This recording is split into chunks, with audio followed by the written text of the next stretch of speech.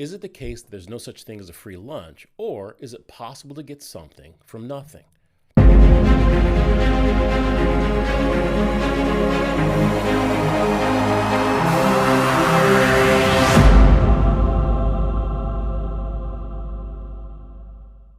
Welcome to Uncolored. I'm Kevin Metcalf.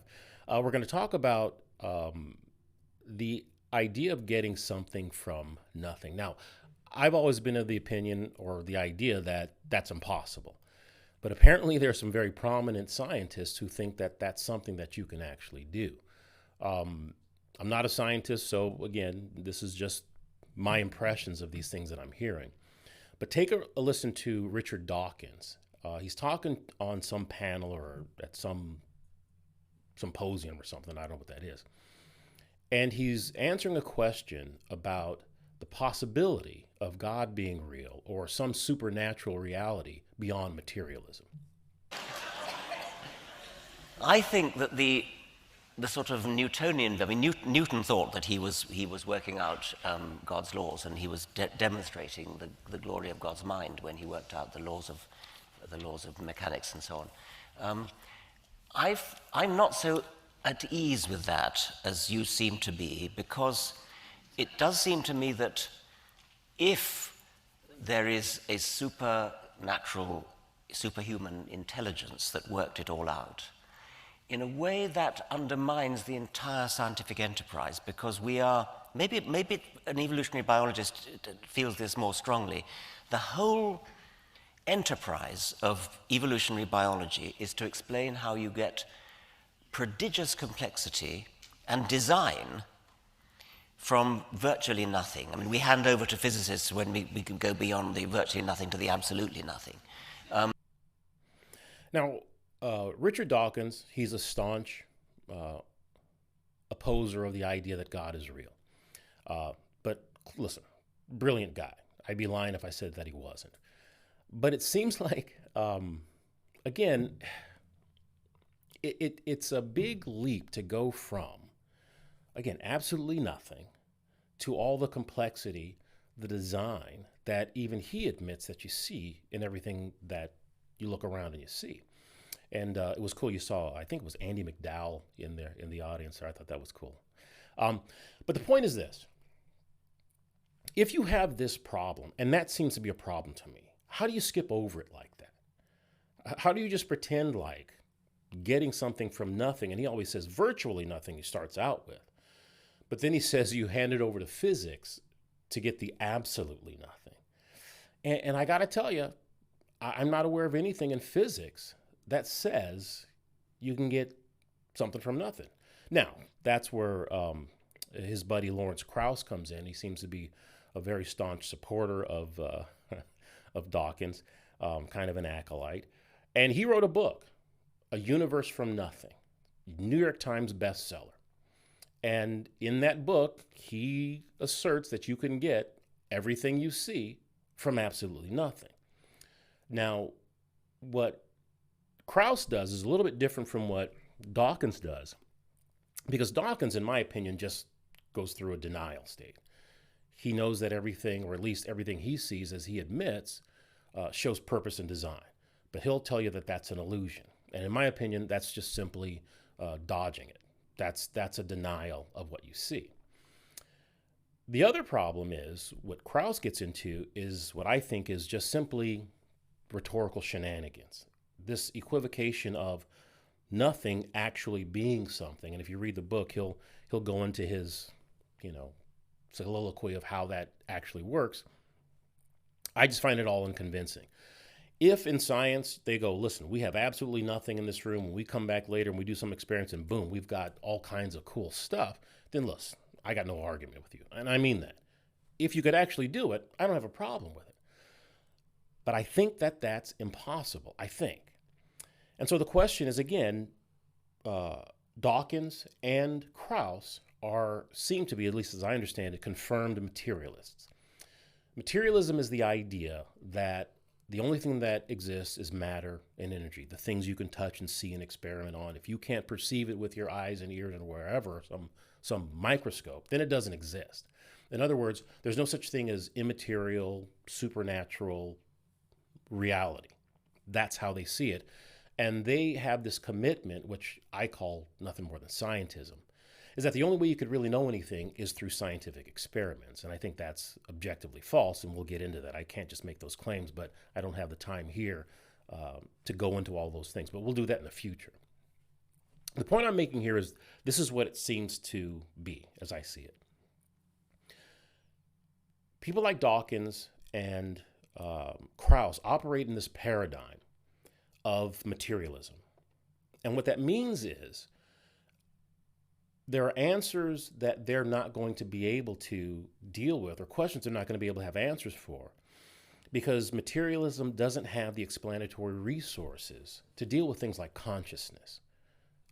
They don't have the ability to deal with things like the intentionality of our thoughts, morality, those kinds of things.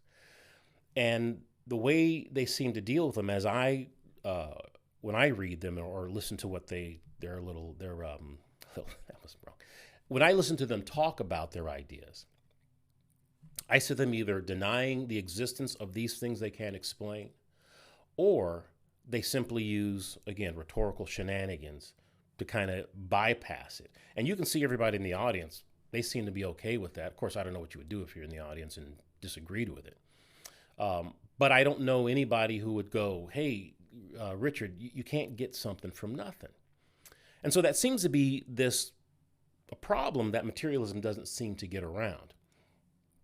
The reason I bring that up is that all of us, I would assume, many of us will say, have ideas about reality that I think if we put our ideas up against all of the phenomena that we experience every day, we probably have some problems with some of our ideas.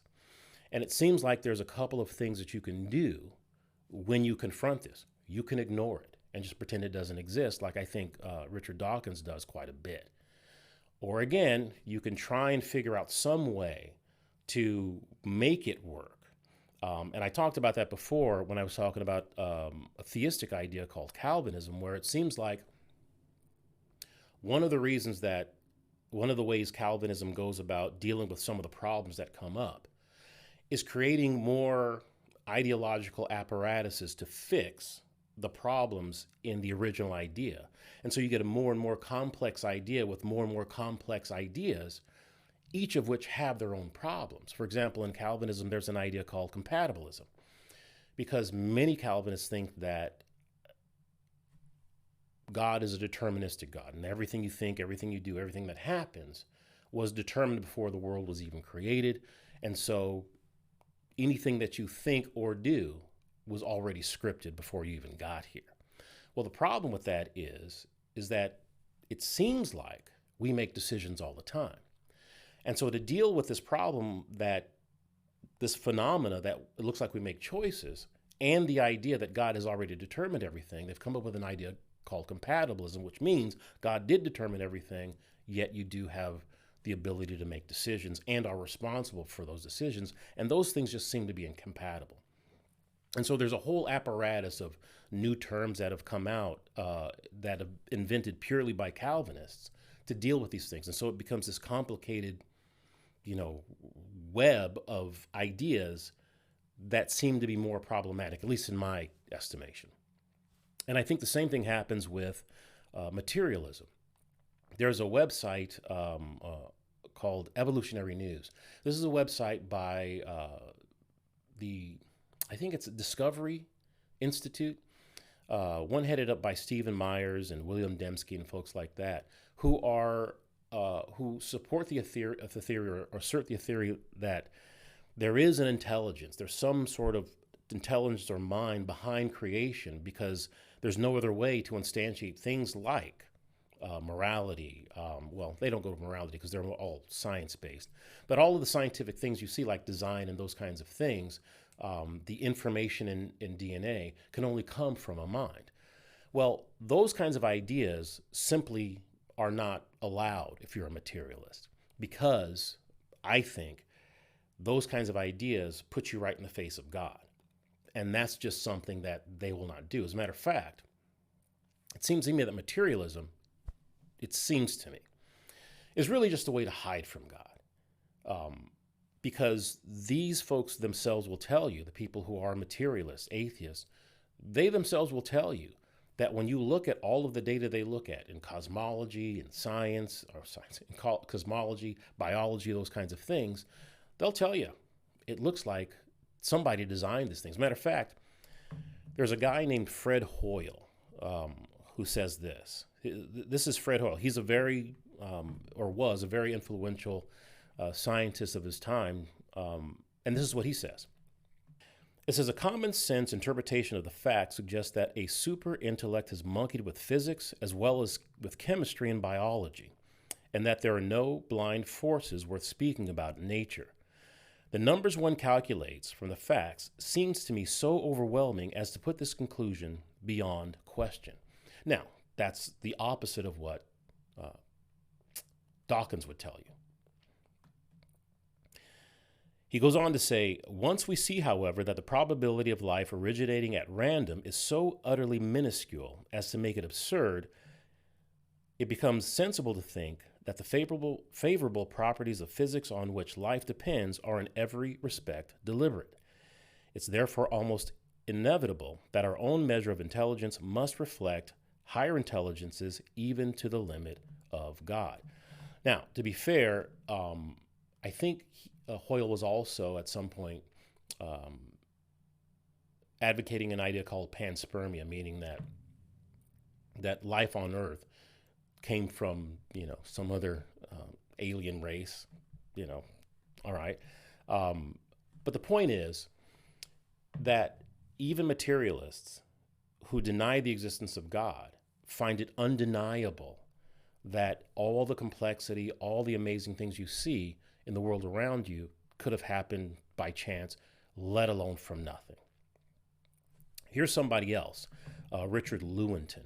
Richard Lewontin expresses the same idea, but he also is resistant to accepting, what seems to be the obvious conclusion. This is what he says. Our willingness to accept scientific claims that are against common sense is the key to an understanding of the real struggle between science and the supernatural.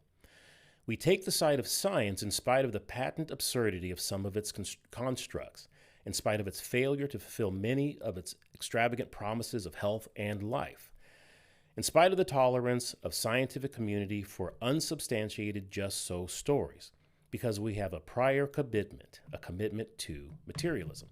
And that's what I was alluding to prior, was that what it seems to me when I read a lot of what the scientists say, their commitment to materialism is what causes them to come up with the theories that they do that oftentimes seem crazy and absurd. That's what I think leads Dawkins to say something in full, has all of his capabilities around him. He's not crazy when he says biology is the pursuit of getting everything from virtually nothing. That's a crazy thing to say. But I think when, as I was saying before, if you have an idea that's a bad idea, and later on we'll talk about the concept of what Kuhn says is a degenerative paradigm. It's an idea that just has problems dealing with things that you say your idea can deal with. It's this prior commitment to an idea that we just don't want to get rid of. And our, reluctance to get rid of that idea causes us to have just ideas that make really brilliant people say dumb things. And I think that's what Richard Dawkins did. When I say dumb, I don't mean dumb like he's stupid. I'm just saying it just seems like a crazy thing to say if you have your wits about you. I think it's the prior commitment to what is a bad idea. Richard Lewontin goes on to say this. It's not that the methods and institutions of science somehow compel us to accept a material explanation of the phenomenal world, but on the contrary, we're forced by our a priori adherence to a material cause to create an apparatus of investigation and a set of concepts that produce material explanations, no matter how counterintuitive, no matter how mystifying to the uninitiated. Moreover, that materialism is absolute, for we cannot allow a divine foot in the door. Now, there's another quote by he's a philosopher of science named Thomas Nagel. He has a book called Mind and Cosmos. Thomas Nagel is also a materialist who denies the existence of God, but he's also very clear that materialism cannot explain consciousness and all of those things that surround our consciousness, our decisions, emotions, morality, all of those things. But he is also an adherent to materialism, and he'll tell you it's because he just doesn't want a world where God exists. And so it seems to me that these statements, the book by Krauss, the things that Dr.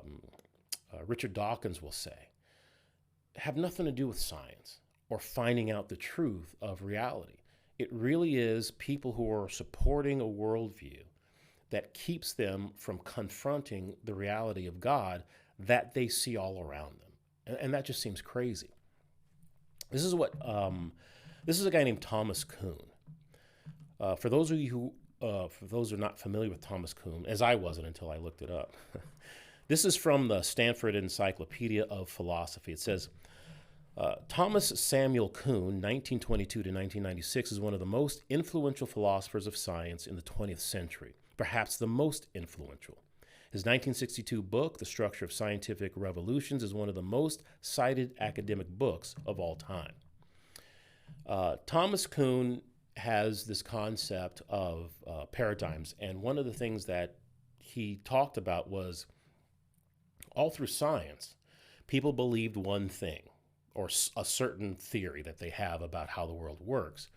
And they hold on to that theory until there's enough data that they can explain with that theory. That's what happened to Darwinian evolution.